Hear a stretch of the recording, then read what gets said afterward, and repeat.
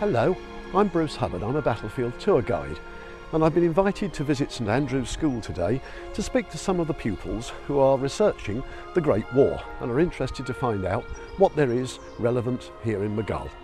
Let's go on in.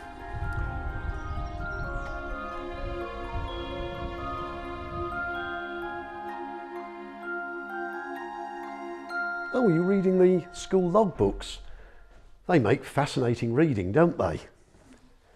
What's this about potato picking?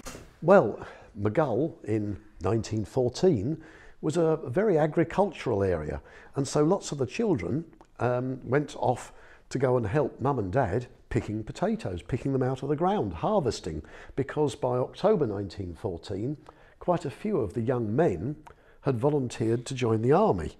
So they weren't here, they were away being trained, so many of the school children had to go and help mum and dad. And in fact, in 1915, 16, 17 and 18, the local authority gave permission for the extension by 2 whole weeks of the autumn half-term holiday so that the children from the school could go and help mum and dad picking potatoes. And you'll also find various other interesting bits and pieces as you gaze through here. The children have worked twice in the garden this week, so they've got their own school garden to try and grow potatoes and various other vegetables. You've also had, like this person here, they readmitted Edna Cuddy. She'd been away from school for 2 years because of ill health. You'll notice that regularly the vicar visited, and it had been very snowy that week. Further on, you can find that they admitted John Smithson, the son of a wounded soldier who was recovering in Maghull for a few weeks. So he was probably up at Moss Side Hospital, and so Mum had brought her son, John, whilst her husband was in hospital up here. And then finally you can see that on the 11th of November 1918, an armistice between Germany and the Allies having been signed, the children were given a half holiday to celebrate the end of the Great European War. So everybody got let out for the afternoon in celebration of the end of the war. Now, of course, the war ends, but lots of Maghull's men were killed in the war. So let's go and have a look at the War Memorial and those men's names outside. Okay?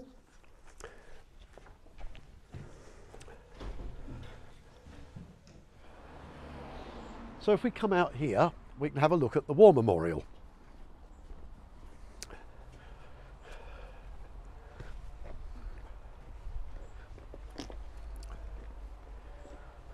Now I suspect that if you were to ask most people in Maghull, where's the First World War War Memorial, most people might well say, well, it's this plaque. In which case most people would be wrong, because our War Memorial is not that plaque. Our War Memorial is this wall, it's the whole building. We've not got a small War Memorial, we've got a really big one. Most places, if you look at the town, city, even village war memorials, you'll see that they were nearly all dedicated in the early years of the 1920s. Ours, from the date you can see, 1927. We took time collecting rather more money than most places, indeed enough money to build a whole new school. And so this school building is our War Memorial. And you can see it lists number of men from Maghull who, as it says here, gave their lives for their king and empire during the war 1914 to 1918. So have a look. Any questions come to mind? Why were they in this particular order? Good question. When you look at it, they're not in alphabetical order, they're actually in order of rank, and then they're in alphabetical order within each rank. So here we've got 3 lieutenants, Ashcroft, Clark, Ham. So they're in alphabetical order, so that's all the lieutenants. And if you look at the corporals, Armstrong and then Cobham. So they're in rank order and then alphabetical order within ranks. Let's go rounds to have a look at the original part of the school before all of this bit was built. So if we come round the corner, we can see where the Reverend Whitaker lived and where he went at least once and sometimes 3 and 4 times a week, visiting the original school. What's that sign there? Oh, that was put up in 1909 when the Parish Institute was built, and you'll see amongst the trustees, the chairman was the Reverend R.E.F. Whitaker, MA, who we already know about. Now, he would have come on a regular basis from his home, which is the rectory just there, over to the school, which is that building there. That was the original school building.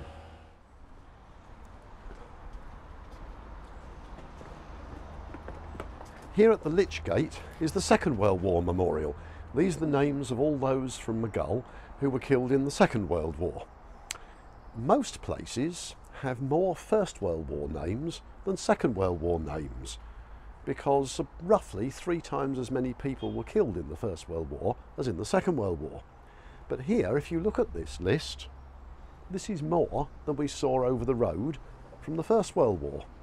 And the reason for that is that in 1914, the beginning of the First World War, there are only about 1,800 people living here in Maghull. Now it's well over 18,000. During the war, between the wars, there was a huge increase in the number of people living here, and so there were lots more people called up to fight in the armed forces in World War II, and so we lost so many more. Amongst them, you'll notice the name of Marjorie Ellis, for instance, the only lady. She was called up and she was a senior Wren, and she actually died in a car crash in Portsmouth in 1946. But because she was still in uniform, she counts as a war casualty, and so her name is on here. And you'll also notice, unlike the First World War Memorial, which we noticed was in rank order, here they're in alphabetical order. So I suppose that reflects a bit of a change in society as well. Less class-based and more sort of even, because we've got nothing to do with rank, just in alphabetical order, as you can see here. That's from a poem by a poet called Lawrence Binyon, and it's regularly referred to as the Exhortation. And the full verse is, "They shall grow not old, as we that are left grow old. Age shall not weary them, nor the years condemn. At the going down of the sun, and in the morning, we will remember them." Now, talking of remembering them, shall we go and have a look at some of the people who are buried actually in the cemetery? Yeah. Well, if you'd like to come this way.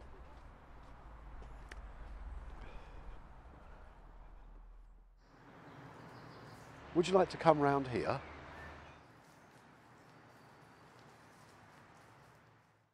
This flat headstone is the only grave here in Maghull of a Maghull casualty. This is the headstone of John Rimmer, and you can see on here it says that he died of wounds received in France the 12th of October 1918, aged just 21. We'll never know exactly where it was that he received his fatal wounds, but he would have gone along the chain of medical attention, from advanced dressing station to a casualty clearing station, a base hospital up by the coast between Calais and Boulogne, and then eventually by boat across to up to London. He went to the King George Hospital in Ilford in Essex, and it was there that he died of his wounds.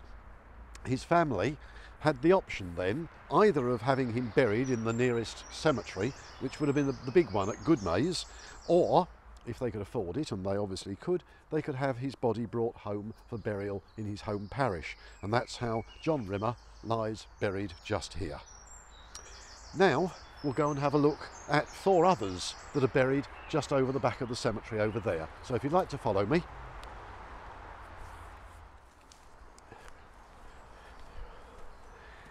Here you can see there are 4 more war graves. These men have nothing else to do with Maghull apart from the fact that they're buried here. Up the road on School Lane there was, before the war, a hospital. During the war it was converted to take military use, so it became Maghull Military Hospital. And these 4 men died at the hospital. 2 of them were Londoners. One came from Portsmouth and one from Northern Ireland. All but one of them, their military records went up in smoke during the Blitz in World War II. But one of them has his records still, and that's Hugh Dempster, which you can see down there. He came from Ballymacarrat in Northern Ireland, and he joined up in 1915. He joined the Royal Engineers as a shoeing smith. That is, he was one of the men who fitted horseshoes. And he served after training in France, but he was a bit of a character. On one occasion, he was fined 2 days' pay because he appeared on parade in a verminous condition, because he must have had lice. On another occasion, he was home on leave and he borrowed a bicycle, which he didn't return. And there's correspondence between the Chief Constable of Oxfordshire and his commanding officer, threatening him with prosecution if Mr. Lawrence, the original owner of the bicycle, doesn't get pay for this bike. Nonetheless, he went down with pneumonia, as did probably the other 3 men here. Came back to Maghull for treatment, and it was here at Maghull Military Hospital that Hugh Dempster had a heart attack and died. And so, again, the families would have been offered burial in the nearest churchyard or take home. They probably couldn't afford it, and so that's why these 4 men are buried here in Maghull. And here in Maghull we look after their 4 graves. Now let's go and have a look at another one just round the corner.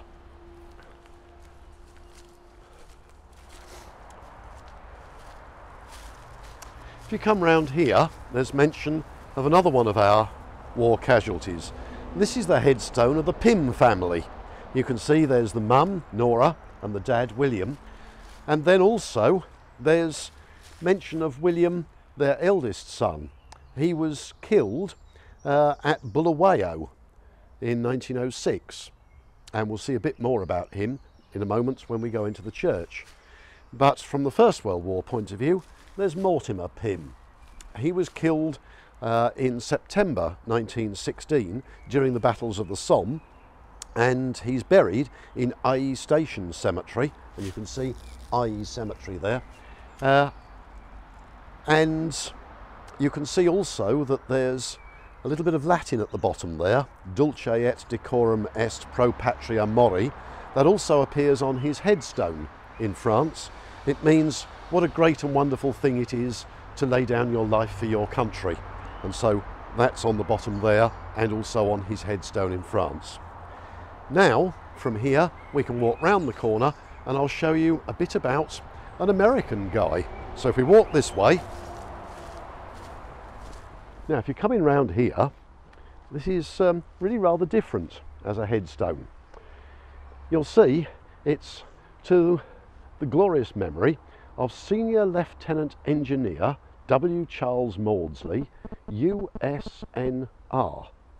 Now, William Charles Maudsley was born here in Maghull, and he went to your school just over the road from here, and then was a river pilot on the River Mersey for a while. He then got a job as an assistant engineer on a ship which went backwards and forwards across the Pacific Ocean from San Diego to Yokohama in Japan. But on leave, he fell in love with and married his sweetheart, and they moved to set up house in Liso over on the Wirral. He got transferred then and promoted to being the chief engineer on a ship called the Buenaventura, as you can see mentioned on this headstone. During the war, this ship was used to carrying ammunition, backwards and forwards across the Atlantic Ocean. All the other ships would have given it a very wide berth, because if that got hit, it blows up. Early in 1918, the ship was transferred to the American Merchant Navy. So, William Charles Maudsley then had a bit of a choice. Did he stay with his ship, and by then he must have known every rivet on board, but then if he stayed with the ship, he would have to join the United States Naval Reserve. He decided he'd stick with his ship, and so he donned an American Naval Reserve uniform. In September 1918, the ship was going back to the United States. It was empty apart from ballast. It had delivered its cargo in France when in the Bay of Biscay it was torpedoed twice, and it went down very quickly. It took about 6 minutes, and amongst those who drowned was William Charles Maudsley. And because at the time he was wearing an American Navy uniform, his name isn't on our war memorial because he wasn't in British forces at the time. He was wearing an American uniform, and so he's commemorated on the American memorial at Runnymede. There's a memorial there to American forces killed in the Atlantic during the First World War, and his name's on that. And it's also on the war memorial in Leasowe over on the Wirral, but he doesn't appear on our war memorial, even though he was born in Maghull and went to school here in Maghull. Now let's wander into the church and have a look what we can see in there. Right folks, come on into church. There's a few bits and pieces to show you in here. Now remember when we were outside looking at the headstone that mentioned Mortimer Pym, it also mentioned his elder brother, William. This is what his parents paid for to remember William Pym. You can see it's headed by the word duty, and it's in memory of William Charles Pym, born in Maghull, accidentally killed whilst doing his duty at Bulawayo in 1906. And you can see that he'd also served in the British Army because he'd been awarded 2 medals, Rhodesia and South Africa. In other words, he'd taken part in the Boer War, and so he was killed in Bulawayo in 1906. The Pym family didn't only pay for one stained glass window in memory of their elder son, but also when their youngest son, Mortimer, fell during the Great War, they also came up with the money for a memorial table. And there's a plaque on it which reads, "In memory of Rifleman Mortimer Pym, and all those who went forth from Maghull and returned not again." 1914 to 1918. Here in the chapel at the back of the church, there's a memorial window, as you can see here. It's a memorial to all those from Maghull who fought in the Great War. And you can see labelled underneath in Latin, per mare, per terram, per aera. That means by sea, by land, by air. And if you look at the very bottom of the stained glass window, you can see there's a ship. That's the by sea bit. Then there's the Royal Coat of Arms representing the army, so that's by land, and over there you can see a biplane, an aircraft, that's the by air representing. There's also a plaque here to Neville Arthur Clark of the Coldstream Guards. He was killed on the 27th of November at Bourlon-Wood in France. That was actually during the mass tank attack at Cambrai. Above that, you can see there's a repeat of the list of the names that we saw earlier on when we were out at the War Memorial. And amongst those names is Trooper Albert George Cuddy. Before the war, he worked as an apprentice with his dad in Liverpool in his father's architect's office. And it was from that office that the plans were drawn up for the Parish Institute, which we were looking at over the road earlier on, and you pointed out that the Reverend Whitaker is chairman of the trustees and on the plaque outside.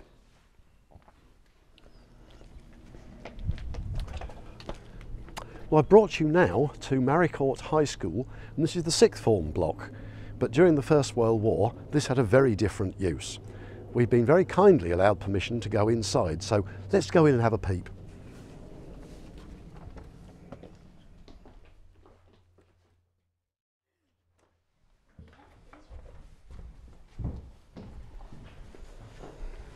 If you'd like to come in. Do you remember when we were in the churchyard we saw those 2 double headstones of men who died at Moss Side Hospital, which is up School Lane, less than a mile away?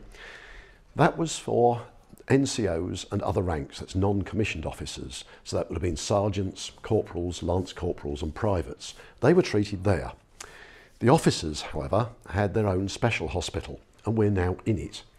This is now Maricourt High School's 6th form block, but during the First World War it would have looked very different. This was kitted out as a military hospital for the treatment of officers. Now physically you can see that it's remained much the same. Lots of stained oak, they've even left the fireplace in.